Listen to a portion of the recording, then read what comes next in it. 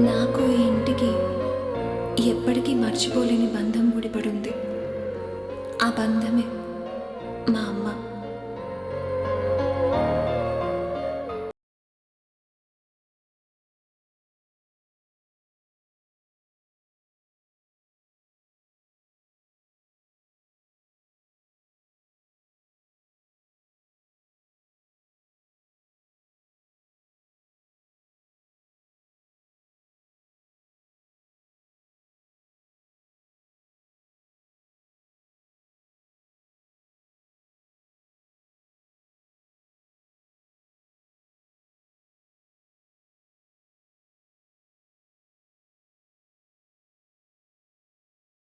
ఏమనుకుంటున్నావు?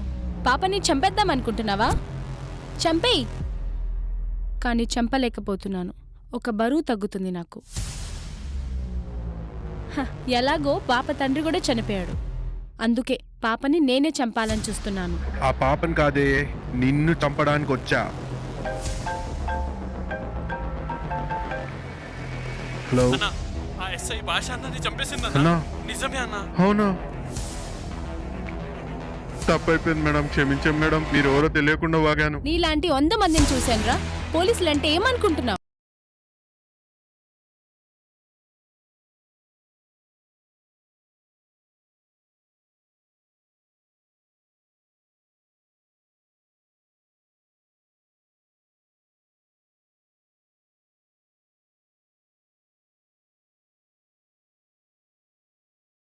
అల్లారు ముద్దుగా చూసుకునే మా అమ్మ ఓ కార్ యాక్సిడెంట్లో చనిపోయింది.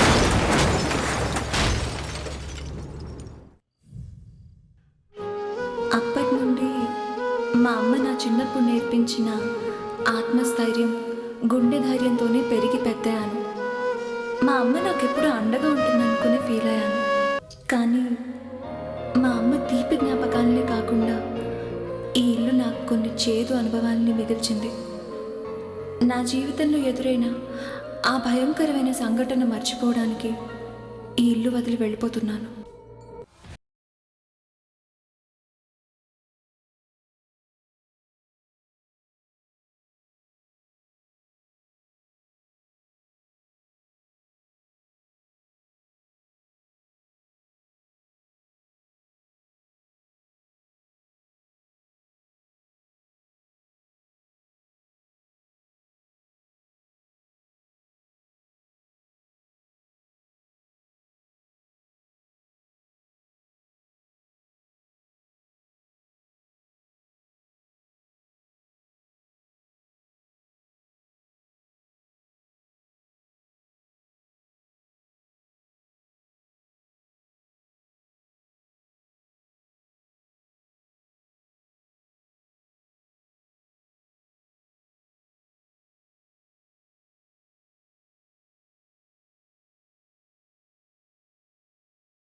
ఓకే సార్,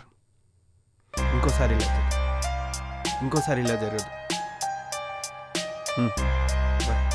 నీకేం తెలుసు ఛానల్ని ఈ స్థాయికి తీసుకురావడానికి నేను ఎంత కష్టపడ్డాను. నిజాయితీగా పనిచేస్తే నేను తప్పు చేసినట్టా?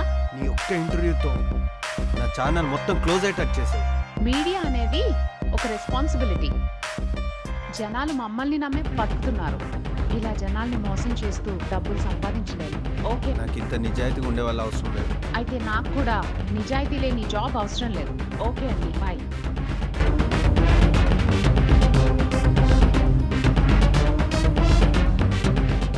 మా డాడీ ఒక గెస్ట్ హౌస్ కొనాలనుకుంటున్నాడే. గుడ్. ఎప్పుడు కొంటున్నారే? ఫస్ట్ నన్ను చూసి రమ్మన్నారే. అయితే చూసిరా. అది ఎక్కడో అవుట్స్కట్స్ లో ఉంది. మీరు కూడా వస్తే బాగుంటుంది. సరేనే, వస్తాం. అంతా లగేజ్ ప్యాక్ చేసుకొని రెడీగా ఉండండి. నేను మీ ఇంటికి వచ్చి పికప్ చేసుకుంటాను.